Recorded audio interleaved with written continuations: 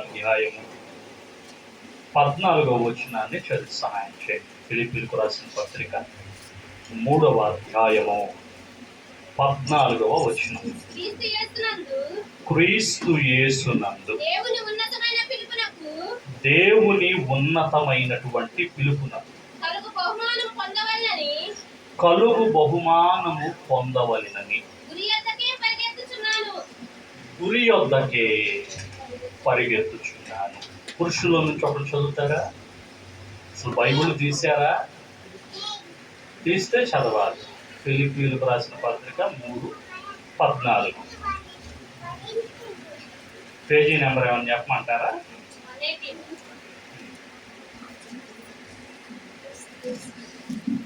అది మీకంటే స్త్రీలు ఎంత ముందున్నారో. క్రీస్తు యేసునందు దేవుని ఉన్నతమైన పిలుపునకు కలుగు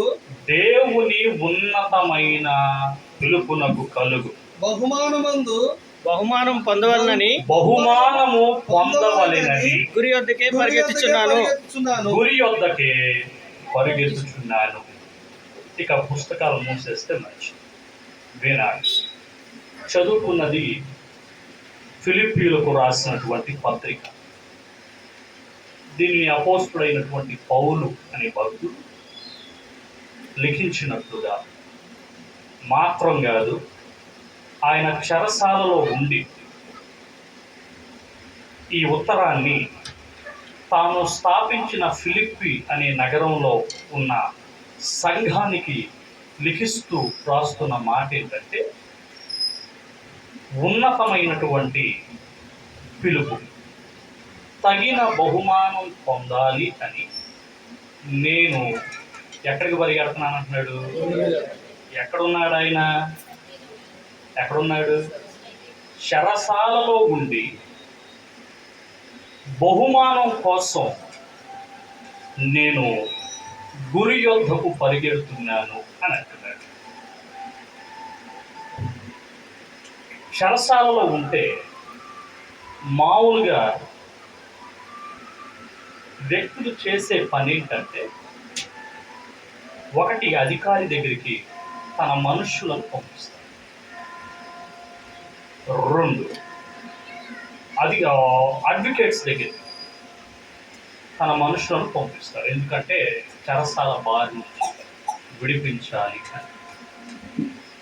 ఈయన ఏమైందో అవి ఇతరులకు పడకపోవడం, వారు తీసుకెళ్లి చెరసాలలో వేయడం జరిగింది. చెరసాలలో వేసిన ఈయన సంతోషంగా స్తుతిస్తూ పడిపోతున్న సంఘాలను, గురిలేని వ్యక్తులను బలపరచడం కోసం లిఖిస్తున్నటువంటి లేఖ. చెరసాలలో ఉండి ఎందుకు ఇంత అద్భుతమైన మాట పలుకుతున్నాడంటే, పౌలుకు చెరసాల అనుభూతి ఉంది. ఎక్కడ అని అంటే, అపోస్తలుల కార్యముల గ్రంథాల్లో వీళ్ళను కొట్టి చెరసాలలో పడేస్తే ఆ చెరసాలలో ప్రభువుని స్తుతించడం వల్ల పునాదులను కదల్చాడు ఈయన గారు. అంటే ఈయనకు ఒక క్లారిటీ ఏమొచ్చిందంటే, అధికారులు కాదు, అధికారులు కేవలం చెరసాల తలుపులను తీస్తారేమో కానీ నా దేవుణ్ణి ఆశ్రయిస్తే పునాదులతో సహితం ఆ ప్రాంతాన్ని కదిలించేస్తాడు అని ఒక గొప్ప అనుభూతి పౌలు కలిగి ఉన్నాడు. కాబట్టి ఇప్పుడు చెరసాలలో ఉండి పలుకుతున్న మాట ఏంటంటే, గురి యొద్దకు నేను పరిగెడుతున్నాను. నా గురి ఏంటంటే బహుమానం పొందాలి. ఏంటిది? బహుమానం పొందాలి. ప్రియులారా, ప్రతి ఒక్కరూ వారి జీవితాల్లో ఏదో ఒక గురి కలిగి ఉంటారు. ఉదాహరణకు, కొంతమంది నేను చనిపోయే సమయానికైనా నా తల్లిదండ్రులకు ఒక మంచి ఇల్లు కట్టించి అందులో వారి నుంచి మంచిగా చూసుకోవాలి అనే గురి ఒకటి ఉంది. ఇంకొంతమందికి నా వయసు అయిపోయేసరికైనా ఏదో ఒక గవర్నమెంట్ జాబ్ నేను కొట్టాలి అని ఉంటుంది. ఇంకా ఇలా అనేక మందికి కొన్ని రకాల గురులు ఉంటాయి. అవునా? సో బైబిల్లో మనం చూస్తే ఒక ఆయనకి దర్శనాలు ఉన్నాయి కానీ అతని గురేంటో అతనికి తెలియదు. దర్శనాలు ఉన్నాయి, దైవ దర్శనం ఉంది, దైవ ప్రత్యక్షత ఉన్నది, కానీ గురి లేదు. ఇంకా చెప్పాలంటే తన గురేంటో తనకు తెలియదు.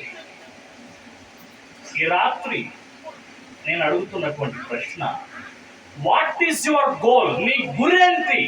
నీకు అర్థం అవ్వాలి. నీ గురేంటి చెప్తారా? ఎవరో గురి లేని వ్యక్తి ఎవరో చెప్తారా? ఎప్పుడైనా చదివారా ఆయన గురించి? ఏంటో చదివారు ఎప్పుడైనా? ఈ బాగా తెలుసు, ఎన్నో ప్రసంగాలు విన్నారు, మీరు కూడా వాడుంటారు. ఎవరో కాదు, యోసేపు. యోసేపుకు దర్శనం ఉంది కానీ తన గురేంటి అనేది తనకి తెలియదు. అతని గోల్ ఏంటో అతనికి తెలియదు. దైవ ప్రత్యక్షత ఉంది కానీ అతని గోల్ ఏంటో అతనికి తెలియదు. ఆ ప్రత్యక్షత తండ్రికి వివరించాడే తప్ప ఆ ప్రత్యక్షత ఏదైతే దేవుడు నాకు కనపరిచాడో దాని దగ్గరికి వెళ్ళాలి అనే ఆలోచన అతనికి లేదు. చాలా మంది ప్రియులారా దేవుని దర్శనాన్ని పొందుతాడు. ఎక్కడో నేను వెళ్ళి తెల్లటి బట్టలు వేసుకొని ఒక పెద్ద స్టేజీ మీద చెప్పేస్తున్నానండి దేవుని మాటలు, అలా నాకు కనబడింది అయ్యారు. ఎవరో ఒక ముసలావిడ పడిపోయి ఉందండి, ఆవిడ దగ్గరికి వెళ్ళాను, దేవుని మాటలు చెప్పి ఆమెకు కావాల్సిన అవసరం ఇచ్చాను అని చెప్పేవాళ్ళు చాలా మంది ఉన్నారు. కానీ ఆ దర్శనం ఎందుకు వచ్చింది? నా జీవితంలో నేను ఏ గురి కలిగి ఉండాలి అనే ఆలోచన ఉండడం లేదు. చాలా మంది ఏం చేస్తున్నారయ్యా అంటే ప్రత్యక్షతలు పొంది దేవుని దగ్గరికి వచ్చేస్తున్నారు, కానీ వారి జీవితంలో ఒక గురి అనేది ఉండడం లేదు. నాకు తెలిసిన ఒక అధికారి ఉన్నారు, తన గురి ఏంటంటే సిపి అవ్వాలని. సిపి అంటే law and commissioner of police, అర్థమవుతుందా? లా అండ్ ఆర్డర్ని కంట్రోల్ చేసే పోలీస్.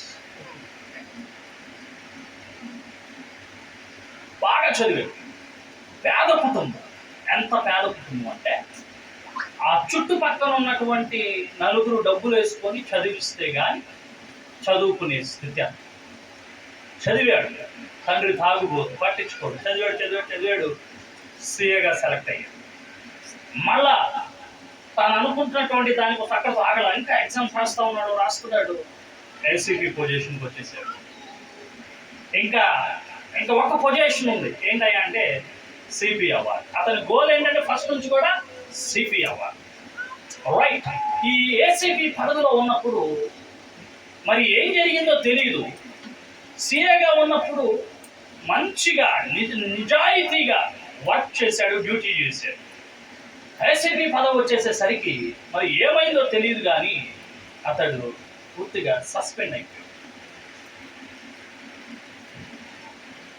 సరే వెళ్ళి కలిసి ఏంటి ఏమైంది, పలానా చోట కదా ఉద్యోగం, ఏంటి ఇక్కడే ఉన్నావు ఏంటనంటే చెప్పిన మాట ఏంటంటే బాధపడుతూ, బ్రదర్ ఆ ఉద్యోగం సంపాదించుకోవడానికి నేను ఎన్నో రాత్రులు భోజనం చేయలేదండి, నాకు తెలుసు ఆ కష్టం ఆ కన్నీరు. మరి ఏంటి బ్రదర్ ఇప్పుడు ఏమైంది అంటే 2 సార్లు లంచం తీసుకుంటూ దొరికిపోయానండి, పర్మనెంట్గా నా జాబ్ ఓడగొట్టేశాను. చాలా బాధపడుతుంది, చాలా బాధ. అంటే గురి కలిగి ఉన్న మధ్యలో ఏమైపోతున్నారంటే ఆ గురి దగ్గరికి చేరలేకపోతున్నారు, ఆ గురి వద్దకు చేరలేకపోతున్నారు ఈనాడు చాలా మంది. కానీ ప్రియ దేవుని సంఘమా, ప్రియ దేవుని బిడ్డలారా, ఈ రాత్రి ప్రభునితో మాట్లాడేది ఏంటంటే నీ గురేంటి నువ్వు ముందు గ్రహించాలి. నీ గురేంటి? ఒకవేళ గురి కలిగి ఉంటే ఆ గురి దాకా వెళ్లకుండా ఏవి నీకు అడ్డుగా ఉన్నాయి, ఆ గురినే మర్చిపోయేటట్లు చేసేటువంటి విషయాలు ఏవి అడ్డుగా ఉన్నాయి, వాటిని నువ్వు గ్రహించాలి. వచ్చేస్తారు దేవుని సన్నిధానానికి చాలా మంది, నేను అట్ట అయిపోవాలి ఎట్ట అయిపోవాలి, లేదా దిగగానే ఆ వర్క్ చేసేయాలి ఈ వర్క్ చేసేయాలని చెప్పి మంట మొదట్లో ఉంటుంది. కానీ మధ్యలో ఏమైపోతా ఉందంటే ఆరిపో. ఒకవేళ గురి కలిగి ఉండాలి అని చెప్పి దృఢ సంకల్పంతో ఉంటే ఆ వ్యక్తి గురి యొద్దకు చేరకుండా 3 W'లు అడ్డుపడుతున్నాయి అంట. ఏంటిది? www dot www dot 3 W's అతన్ని గురి యొద్దకు చేరనివ్వకుండా, అతన్ని గురికి కలిగి ఉండనివ్వకుండా ఆ 3 W's ఏం చేసేస్తున్నాయి అంటే ఆపేసి అతన్ని ఈ భూమి మీద లేకుండా చేసేస్తున్నాయి. చెప్పండి ఒకసారి, ఆ 3 W's ఐడియా ఉందా? www డాట్ యాక్చువల్లీ 3 W's ఏంటాయి అంటే మనకు తెలిసింది ఏంటిది? World wide web. అవునా? సో ఈ రాత్రి అవి కాదు నేను చెప్పేది. మొట్టమొదటిగా మొదటి Wలో మానవుడు ఏం చేస్తున్నాడంటే తన గురిని మర్చిపోతున్నాడు. శత్రువు ఏం చేస్తున్నాడయ్యా అంటే తన గురి యొద్దకు తనని చేరనివ్వకుండా పాడు చేసేస్తున్నాడు. ఒక క్రైస్తవుణ్ణి, ఆయనను నమ్ముకున్నటువంటి బిడ్డను హీనమైనటువంటి స్థితిలోనికి తీసుకొని వెళ్ళిపోతున్నాడు శత్రువు. తనను ఆరాధించేటువంటి బిడ్డను కలవరపరిచి హేళన పాలు చేసి తన జీవితంలో ఎలాంటి నిరీక్షణ కలిగి ఉండనివ్వకుండా చేస్తున్నాడు. ఆ మొట్టమొదటి W ఏంటయ్యా అంటే ఉమెన్. ఉమెన్ ఏంటిది? స్త్రీ. ఉమెన్ అంటే స్త్రీ. గురి యొద్దకు చేరనివ్వకుండా మొట్టమొదటిగా శత్రువు ఏ బాణాన్ని విసురుతున్నాడయ్యా అంటే స్త్రీ అనే బాణాన్ని విసురుతున్నాడు. ఆ వ్యక్తి ఎంత ఆత్మీయుడైనా, ఎంత చదువురైనా, ఎంత జ్ఞానైనా, ఎంత వివేకం కలిగిన వాడైనా తాను స్త్రీ అనే బాణానికి లోబడిపోతున్నాడు. బైబిల్ గ్రంథంలో ఒక వ్యక్తి ఉన్నాడు, మంచి ప్రార్థనాపరుడు. ఎంతటి ప్రార్థనాపరుడయ్యా అంటే అతని ప్రార్థనకు దేవుడు తన్మయుడైపోయి భూమిని, ఇంకా చెప్పాలంటే గోతిని చీల్చి నీటితో తన దప్పికను తీర్చాడంట. ఎంతటి అభిషక్తుడంటే, ఎంతటి బలవంతుడంటే సింహం అడ్డుగా వస్తే దాన్ని మేక పిల్లను చీల్చినట్టు చీల్చి అవతల పడవేశాడు. 300 నక్కల తోకలు. ఎన్ని నక్కలు? ఇంట్లో ఉన్న పిల్లిని పట్టుకో చూద్దాం. పిల్లి దాకా వద్దు, నువ్వు పెంచుకునే కోడి పెట్టలు పట్టుకోగలవా? ఏంటి అట్టు చూస్తున్నారు? ఇంకా బయటికి రా కొడతాను అన్నట్టు చూస్తున్నారు. మీరు కొంచెం నవ్వండి. పట్టుకోలేము కదా. మరి 300 నక్కల ఈయన గారు పట్టుకున్నాడండి. నక్క చాలా వివేకం కలిగింది.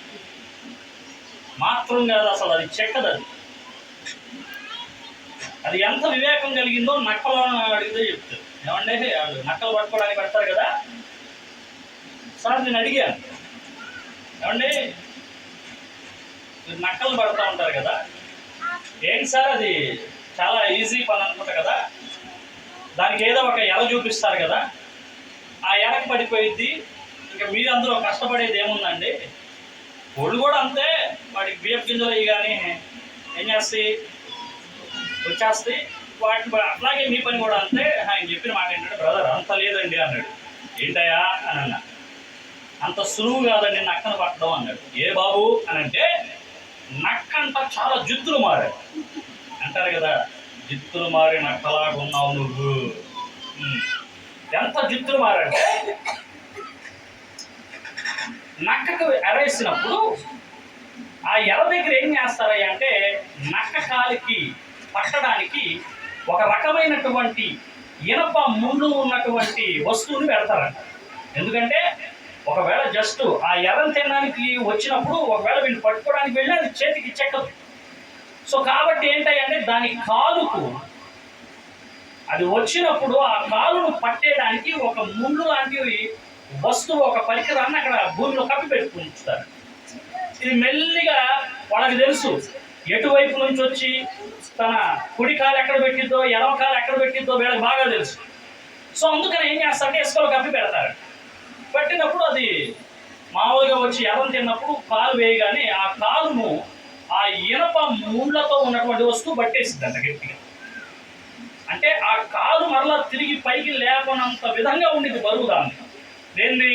ఆ ఇనప వస్తువు బరువు. కరెక్ట్గా 3 నిమిషాలు అలా ఇలా అటు ఇటు కలపడానికి ప్రయత్నం చేసిందట. 3 నిమిషాలు. 4వ నిమిషంలో వీళ్ళు కానీ వెళ్ళి దాన్ని పట్టుకోకపోతే ఆ ముండ్లో ఇరుక్కుపోయి ఉంది కదా తన కాలు, తన పళ్ళతో కొరుక్కొని మరి ఆ కాలు విడిచిపెట్టి పరిగెత్తుంది. అంటే అంతగా అది ఏం చేసిద్దయ్యా అంటే తాను పారిపోవాలి, పరిగెత్తాలి, ఎలాగైనా సరే అని చెప్పి ప్లానింగ్ చేసేస్తూ ఉంటుంది అక్కడికక్కడ. అలాంటిది ఈయన గారు 300 నక్కలను పట్టి ఒకదానితో ఒక ముడేసి మధ్యలో దివిటి పెట్టి దేవుని ప్రజలైన ఇశ్రాయేలీని ఫిలిస్తీన్లు బాధ పెడుతూ ఉంటే వారి పంట పొలాలలోకి వదిలేడంట దివిటి విరిగించి. ఆయన ఎంత పరిగెత్తాడో ఎలా పట్టుకున్నాడో ఇప్పటికీ నాకు అర్థం కాదు. ఇలా చెప్తాను. ఒక చిన్న గాడిద దవడ ఎముకతో ఎంతమందిని చెప్పాడు? 1000 మంది. 1000 మంది. గాడిద దవడ ఎముకతో 1000 మందిని చంపడం ఏంటి?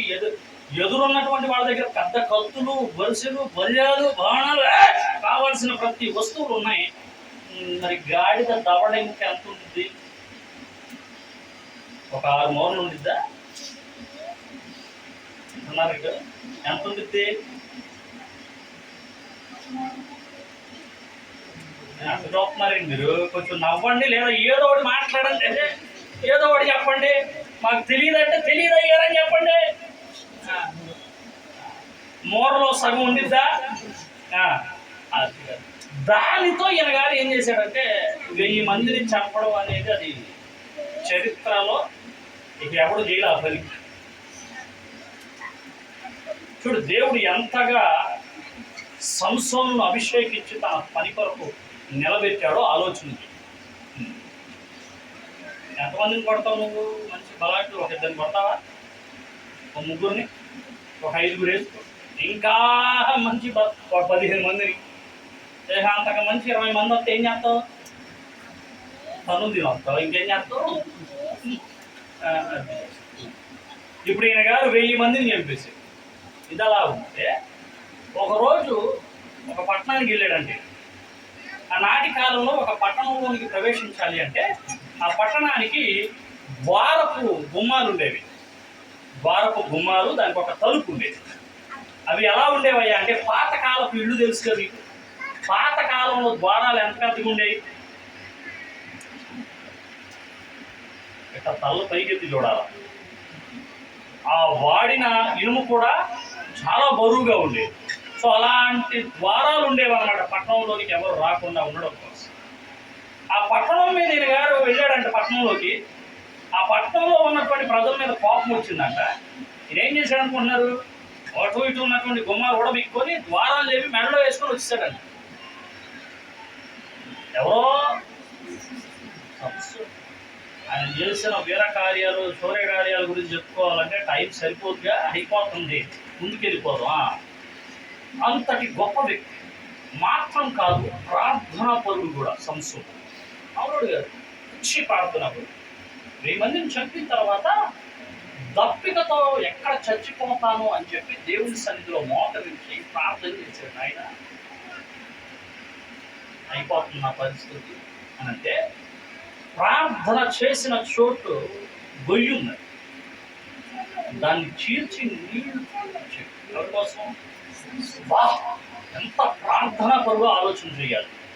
అంతటి ప్రార్థనా పరుడు, అంతటి యోధుడు, అంతటి భక్తి పరుడు తన గురేంటయ్యా అంటే శత్రువు చేతిలో నుంచి దేవుని ప్రజలను విడిపించి వారిని సరైన క్రమంలో నడిపించాలనేది తన గురైతే ఆ గురిని ఒక్క స్త్రీ వ్యామోహంలో పడి పాడు చేసేస్తున్నారు. చూస్తారా? పరిశుద్ధ గ్రంథమైనటువంటి బైబిల్ నుంచి న్యాయాధిపతుల గ్రంథం 16వ అధ్యాయం మొదటి వచనం త్వరగా చదవండి.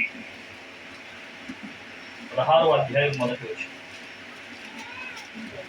న్యాయాధిపతుల గ్రంథం 16వ అధ్యాయం మొదటి. తరువాత సంసోను గాజాకు వెళ్ళి వేశ్య ఒకతెను చూచి ఆమె యొద్దకు చేరెను. ఏమయ్యాడంట? ఎవరో అంతటి బలవంతుడు ఎవరి దగ్గరికి వెళ్ళి చేరాడంటే వేశ్య దగ్గరికి వెళ్ళి ఎప్పుడైతే చేరాడో తన జీవితంలో గురి మర్చిపోయాడు. తన గురి ఏంటి, తన దర్శనం ఏంటి, తన అభిషేకం ఏంటి, తనను దేవుడు వాడుతున్న విధానం ఏంటి, ప్రతిదీ మర్చిపోయి తనతో సాంగత్యం చేసి చివరికి ఎలాంటి పరిస్థితుల్లోకి వచ్చేసాడయ్యా అంటే కళ్ళు రెండు పోగొట్టుకున్నాడు. ఏంటిది? కళ్ళు రెండు పోగొట్టుకొని ఎవరంటే భయపడ్డారో తనను చూచి వారి మధ్య ఒక దోషిగా నుంచొని ప్రాణాలు విడిచిపెట్టేశాడు. ఈయనగా ఎవరో ప్రారంభం శూరత్వం, కానీ అంతం ఎలా అయిపోయింది అంటే ఈయన ప్రారంభంలో శూరత్వం చూపించడం లేదు. భక్తిలో ప్రారంభంలో నా గురిది, నేను టీచర్ అవ్వాలనుకుంటున్నాను, నేను అదవ్వాలనుకుంటున్నాను, ఇది అవ్వాలనుకుంటున్నాను, ఏదో నీ అంతం చాలా ముఖ్యం అని గుర్తుపెట్టుకో. నువ్వు చచ్చిపోయినా నలుగురు ఏమనాలంటే అదేదే ఇలాంటి వాడిని మేము పోగొట్టుకున్నాం. నిన్ను గూర్చి నలుగురు చదవాలి చరిత్రలో. చచ్చిపోయాడు రా, పేడ విరగడైపోయింది, చచ్చిందిరా, పేడ విరగడైపోయింది అనకూడదు. బతికున్నంత వరకు సాధించాడు మమ్మల్ని, బ్రతుకున్నంత వరకు తిట్టాడు, పోయాడు రా బాబు వరకు. నువ్వు చచ్చినా నువ్వు చేసిన మంచి ప్రజల్లో బతికుండాలి. దేవునికి స్తోత్రం కలుగును గాక. హల్లెలూయా. నువ్వు చచ్చినా క్రీస్తు కొరకు ప్రయాసపడినటువంటి విధానం ఇంకా మనుషుల్లో బ్రతుకుండాలి. నువ్వు చచ్చినా నువ్వు చేసిన భక్తి ఇతరులు అనుసరించాలి. Praise the Lord.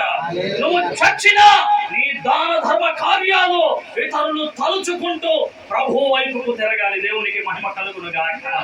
హల్లెలూయా. ఈనాడు మనం దావీదు గురించి, పౌలు గురించి, అబ్రహాము గురించి ఎందుకు మాట్లాడుకుంటున్నామంటే వారు గురి కలిగి జీవించారు. ఆ గురి కలిగి ఉన్నప్పుడు కష్టం వచ్చినా, నష్టం వచ్చినా, కలవరం వచ్చినా, కన్నీరు వచ్చినా, వేదన వచ్చినా, దుఃఖం వచ్చినా, బాధ వచ్చినా క్రీస్తును విడిచిపెట్టకుండా వారు కలిగి ఉన్న గురి యొద్దకు అంతం వరకు చేరుకున్నాడు. Praise the Lord. హల్లెలూయా. ఈ రాత్రి నీ గురేంటి? ఈ రాత్రి నీ గురేంటి? ఆలోచించు. ఎన్నో కష్టాల నుంచి ప్రభు తప్పించాడు. మరణకరమైనటువంటి స్థితిలో ఉన్నప్పుడు నువ్వు సమర్పించుకున్నావు, చూసావు ఆ సమర్పణ. బాధలో ఉన్నప్పుడు దేవుని వైపుకు తిరిగి దేవా నన్ను కాపాడు అని చెప్పి దీనంగా మొర్ర పెట్టావు, చూసావు ఆ మొర్ర. అది గుర్తు తెచ్చుకో ఒకసారి. చనిపోయే స్థితిలో ఉన్నప్పుడు దేవా దిక్కు నీవే అని చెప్పి కేకలు పెట్టావు కదా, ఆ కేకను ఒకసారి గుర్తు చేసుకో. అందరూ నేను విడిచిపెట్టేసినప్పుడు దేవా నా తండ్రి నువ్వే, నా తల్లి నువ్వే అని చెప్పి ఓ దేవుని సన్నిధిలో గంటలు తరబడి కన్నీరు కార్చావు కదా, ఆ కన్నీటిని ఒకసారి గుర్తు చేసుకో. అప్పుడు ఏం సమర్పించుకున్నావు? అప్పుడు ఏమని గురి కలిగి ఉన్నావు? ఇప్పటి వరకు అదే గురి నీలో ఉందా? ఒకసారి ఆలోచించు ప్రియ దేవుని సన్నిధిలో. నీ గురిని పాడు చేయడానికి, దేవుని దగ్గర నుంచి బహుమానం పొందనివ్వకుండా చేయడానికి శత్రువు విడిచేటువంటి మొట్టమొదటి బాణం ఏదైనా ఉందంటే అది స్త్రీ. ఉమెన్, వేశ్య అనేటువంటి ఒక బాణాన్ని ఇస్తాడండి. ఒకవేళ దానిలో నుంచి నీవు తప్పించుకున్నా రెండవ బాణం ఒకటి ఉందంట, రెండవ డబ్ల్యూ ఏంటిదే అందుకే చదువుతారా ఒకసారి పరిశుద్ధ గ్రంథమైనటువంటి బైబిల్లో నుంచి దానియేలు గ్రంథము 5వ అధ్యాయము మొదటి వచనం ఒకసారి చదువు. అయిపోయింది, నేను ముగించేయాలనుకుంటున్నాను, సమయం లేదు. రాజు బెల్షస్సరు తన అధిపతులలో 1000 మందికి గొప్ప విందు చేయించి ఆ 1000 మందితో కలుసుకొని ద్రాక్షారసము త్రాగుచుండెను.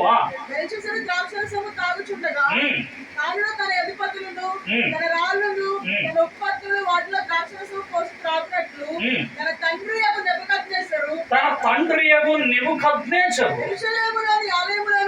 యెరూషలేములోని ఆలయములో నుండి తెచ్చిన వెండి బంగారు పాత్రలు తెమ్మని ఆజ్ఞ ఇచ్చెను.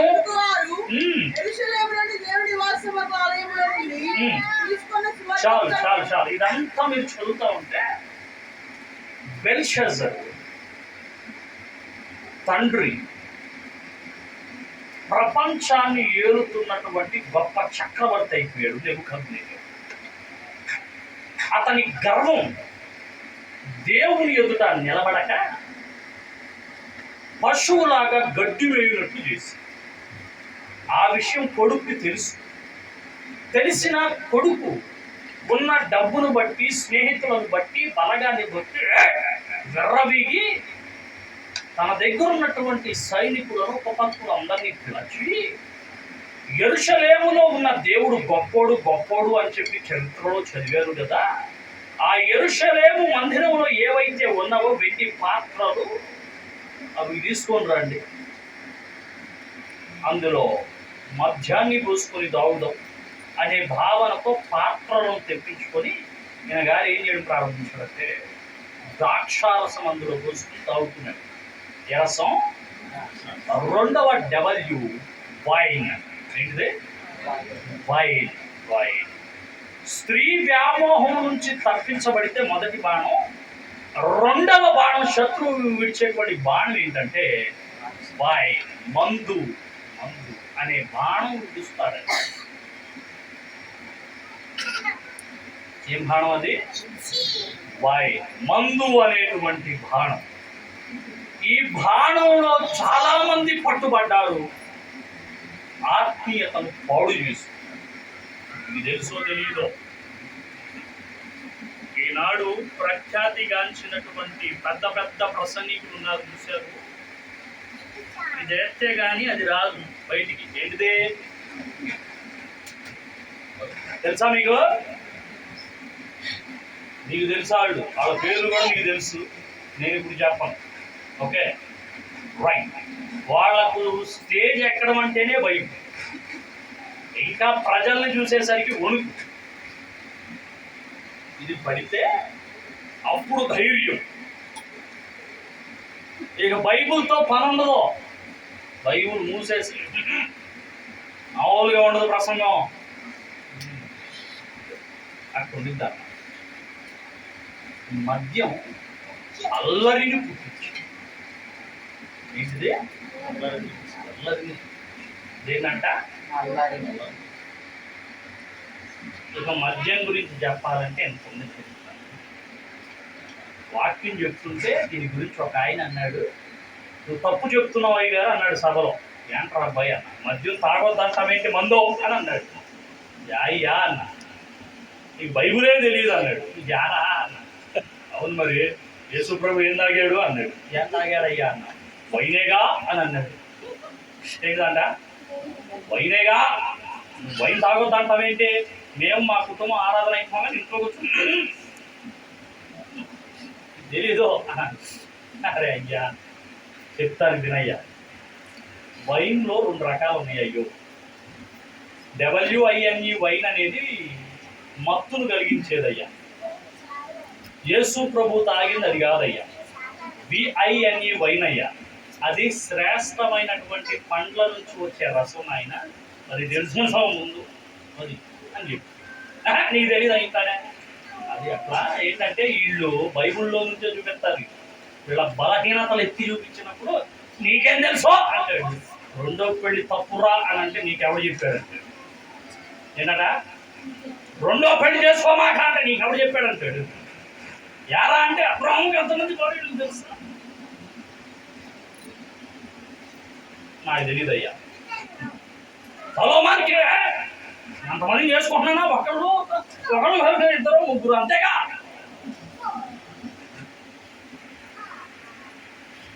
జాగ్రత్త, మద్యం అనే బానిస నిన్ను, నీ కుటుంబాన్ని నాశనం చేస్తుంది. అది తప్పు అని తెలిసిన, మనస్సాక్షి గర్భించిన, ఈనాడు ఉన్న సమస్యలను బట్టి, ఉన్న టెన్షన్స్ని బట్టి, ఉన్న ప్రెజర్ని బట్టి దేవతగా నిద్ర పట్టట్లేదు, అలా పగిలిపోతుంది అంటున్నారు. వచ్చి ప్రార్థన చేయించుకుంటారు. ఎవరో కాదు, పాస్టర్లే కొంతమంది పెద్ద పెద్ద సంస్థల్ని లీడ్ చేస్తున్న వాళ్ళు వచ్చి చెప్పుకునేటువంటి బాధ వేస్తే కానీ నిద్ర పట్ట. కొత్తగా పెళ్ళయిందంట, విన్నావా? కొత్తగా పెళ్ళయి 4 నెలలు అయింది. పెళ్ళికి ముందేమో అమ్మాయి క్షామంజాయిలో ఉన్నది. పెళ్ళి అయిన తర్వాత తెల్లగా వచ్చేస్తుందంట. ఇక్కడ అదేమంటే నీరసం పని చేయకుండా కూర్చుంటున్నాను. ఏంటి ఎక్కడ ఉంది ఏంటి నా భార్య అని చెప్పి 5వ నెలలో హాస్పిటల్ తీసుకెళ్ళాడు గారు. ఆవిడ మొత్తం చూసండి, ఏమండి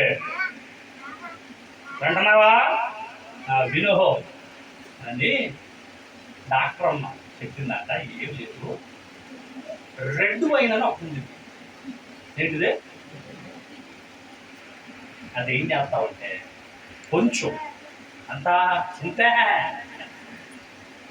భారీ కొట్టాయి కదా, వారానికి 2 సార్లు.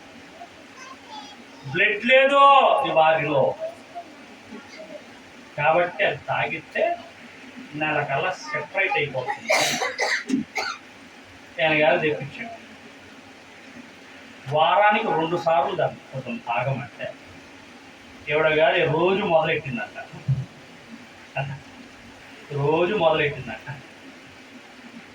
అది అయిపోగా నువ్వు తెస్తావా సస్తావా అని గుడ్ల మీదకి ఎక్కి కూర్చుంటుందంట. పెట్టినావా? అర్థం చేసుకోవాలి నువ్వు. ఇంతే అని చెప్పి మొదలు పెట్టాడు. నువ్వు రోజు నాకు తేకపోతే సత్యాన్ని నా చేసుకో, లేదా నువ్వు నిద్రపోయే టైంలో ఏదో ఒకటి చేసేస్తా అంటుందంటే నాకు ఈ భార్య యుద్ధంలో అని చెప్పి దండం పెడతాను. నాకు భయం ఉందండి, ఇంట్లో పడుకోవాలంటే భయం ఉందండి, తినాలంటే భయం ఉందండి, తాగకపోతే ఏదో ఒకటి కలిపి పెట్టేది పంపించేసిందేమో భయం వస్తుందండి నాకు. అదేమనంటే నువ్వు పోతే నాకు వచ్చిందే. మా వాళ్ళు ఇంట్లో లాగుతారు, ఇంత లాగుతారు, రోజు ఇంట్లో కూర్చొని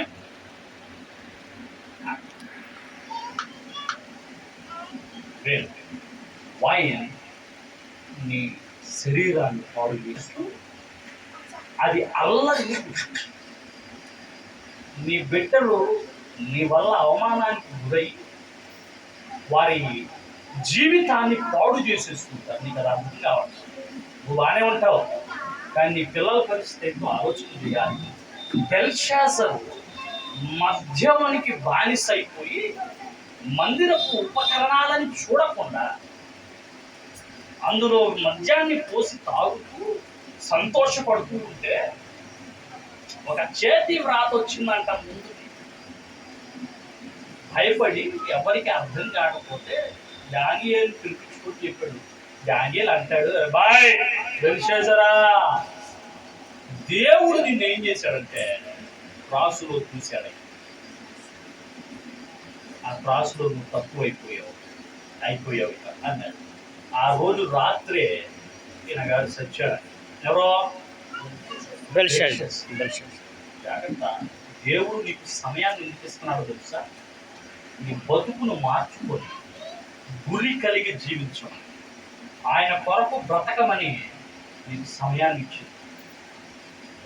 లేదనుకో ఈ పాటకి ఎక్కడో ఉండేవాడు. ఒక పాట ఉంది ఏంటంటే, ఒక క్షణమైనా నన్ను విడిచిన నేనేమవుతునో తెలియదు. ఒక్క క్షణం నిన్ను మర్చిపోతే నువ్వు ఎక్కడుంటావో కూడా నీకు.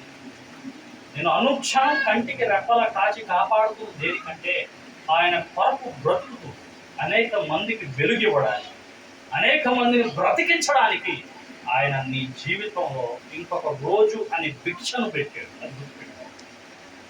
నీ గురించి రెండవ బాణం నుంచి తప్పించుకుంటే, రెండవ డబ్ల్యూ నుంచి తప్పించుకుంటే, మూడవ డబ్ల్యూలో ఈ శత్రువు అతను ఏం చేసేస్తున్నాడయ్యా అంటే పడవేసేస్తున్నాడట. లూకాసు వార్త 12వ అధ్యాయం, 12వ అధ్యాయం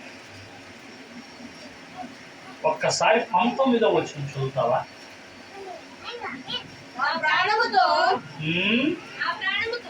నా ప్రాణముతో ప్రాణమా అనేక సంవత్సరంలో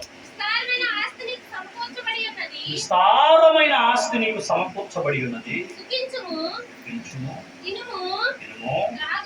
రాగుము సంతోషించుమని చెప్పుకొందుననుకొనెను. అయితే దేవుడు వెర్రివాడా,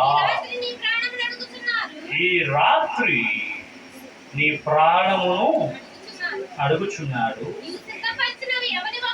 నీవు సిద్ధపరిచినవి ఎవరి వగునని అతనితో చెప్పాను. చాలు. మూడవ డబ్ల్యూ వెల్త్.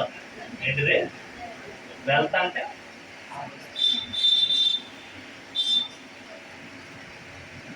సంపద అనే వ్యామోహం, ఆస్తి అనే వ్యామోహం ఒక వ్యక్తి గురి కలిగి జీవించకుండా చేసేస్తాడు.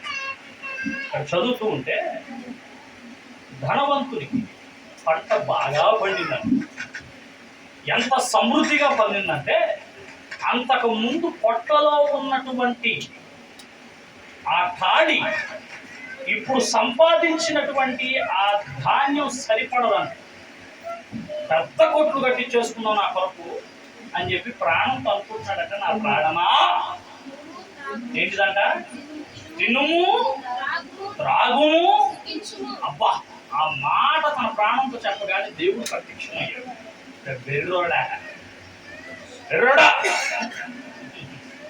రాత్రి నీ ప్రాణాన్ని అడుగుతున్నాడు.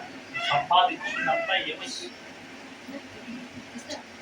మూడవ డబ్ల్యూ ఏంటంటే సంపాదన అనే వ్యామోహం, ఆస్తి అనే వ్యామోహం, ఇతరుల దగ్గర నుంచి వచ్చింది అనేటువంటి ఆ డబ్బు అనే వ్యామోహంలో ఒక క్రైస్తవుడు క్రైస్తవ్యాన్ని అవలంబించలేక, నాకు డబ్బు ఉంది కదా ఇప్పుడు ఎందుకు భక్తి, నాకు డబ్బు ఉంది కదా బంధువులతో పనేంటి, నాకు డబ్బు ఉంది కదా స్నేహితులతో పనే ఉంది, నాకు డబ్బు ఉంది కదా దేవుడితో పనేముంది అనే భావనలో పడి ఆత్మీయతను పాడు చేసుకొని తాను కలిగి ఉన్నటువంటి గురిని మర్చిపోతున్నాడు.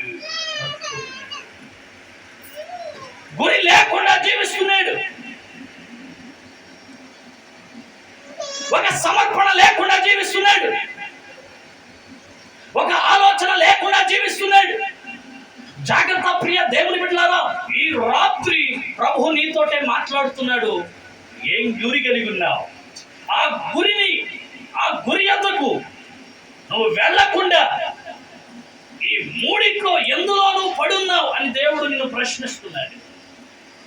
ఈ 3 W's లో నువ్వు పడి నువ్వు కలిగి ఉన్న ఆ గురి కోల్పోయి ఉంటే ప్రభు నీతో మాట్లాడుతున్నాడు. అయ్యా, ఏమని మాట్లాడుతున్నాడు తెలుసా?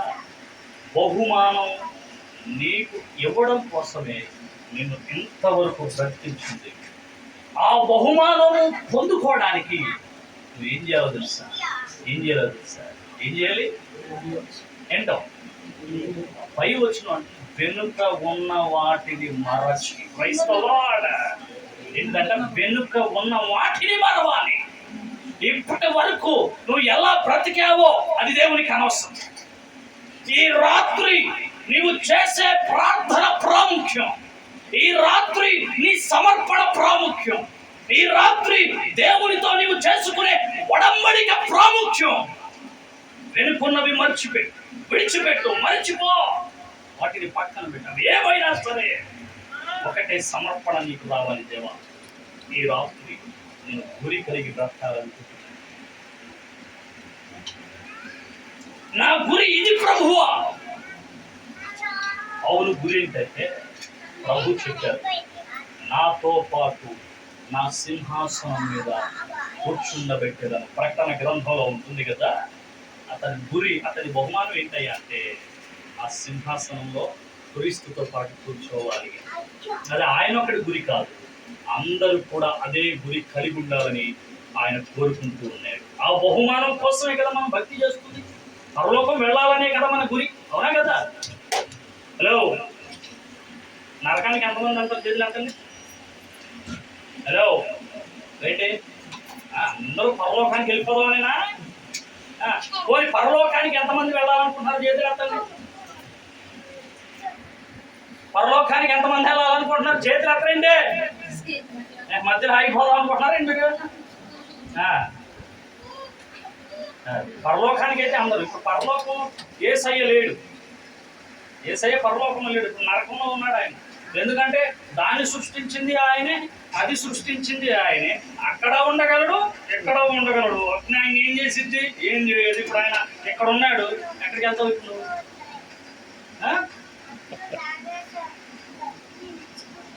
ఇప్పుడు చెప్పండి, పరలోకం కావాలా, నరకం కావాలా? అంటే యేసు లేకపోయినా మీకు పరలోకం కావాలి, అంతేనా? యేసుతో పని లేదు మీకు. చెప్పాల్సింది ఏంటో తెలుసా? యేసు ఎక్కడ ఉంటే నాకు అక్కడ స్థానం కావాలనాలా. దేవునికి స్తోత్రం కలుగును గాక. హల్లెలూయా. అంతేగా ఆయన పరలోకంలో లేకపోయినా నాకు పరలోకం కావాలి అని నీకు భ్రమదంతే. మీ భర్త అట్లా ఏడ్చింది, ఏం చేస్తాం? నాకు యేసు కావాలి. ఎవరు కావాలి? యేసు కావాలి. ఆయన కలిగి ఉంటే చాలు, ప్రతిదీ మన కాళ్ళ ముందు కూర్చుంటారు. డబ్బు కోసం పరిగెత్తినంత కాలం డబ్బు నీ దగ్గరికి రాదా? బాగా గుర్తుపెట్టు. పొద్దున లేచిన కాడ నుంచి రాత్రి వరకు డబ్బు డబ్బు డబ్బు డబ్బు. ఈఎంఐలు వచ్చేస్తున్నాయి. ఈ భక్తి ఎక్కడ చేస్తున్నామా? ప్రార్థన ఎక్కడ కేటాయిస్తున్నాం? ఆయన సమయాన్ని ఎప్పుడు ఈఎంఐలు గౌరవం ఉంటానే ఉండేది. కష్టాలు ఎప్పుడు ఉంటానే ఉంటాయి, రోగాలు ఎప్పుడు ఉంటానే ఉంటాయి, కలవరాలు ఎప్పుడు ఉంటానే ఉంటాయి. వింటున్నావా? సమయమే ఉండదు, గుర్తుపెట్టు.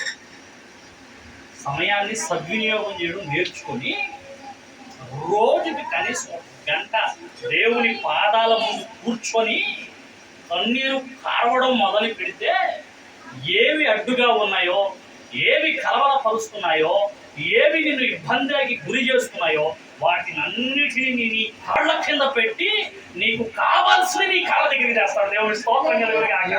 హల్లెలూయా. అలాంటి కృప నీకు కావాలి అంటే గురి యొద్దకు పరిగెత్తడం నేర్చుకో. ఆ గురేంటో నువ్వు తెలుసుకున్నావు కాబట్టి నీ గురేమై ఉండాలయ్యా అంటే, ఒకటి, ఆయన సింహాసనం దగ్గర ఆయనతో పాటు కూర్చోవడమే నీ గురి. ఆ గురి కలిగి ఉండు. ఆ గురి కలిగి ఉన్నప్పుడు ఎన్నో వస్తాయి, వాటిని పట్టించుకోకుండా ముందడుగు వేయి. దేవుడు ఒక్కడుగు నువ్వు వేస్తే నీ ద్వారా 1000 అడుగులు ఆయన నేర్పిస్తాడు. దేవునికి స్తోత్రం కలుగును గాక. అలాంటి కృప ప్రభు మనందరికీ అనుగ్రహించును గాక.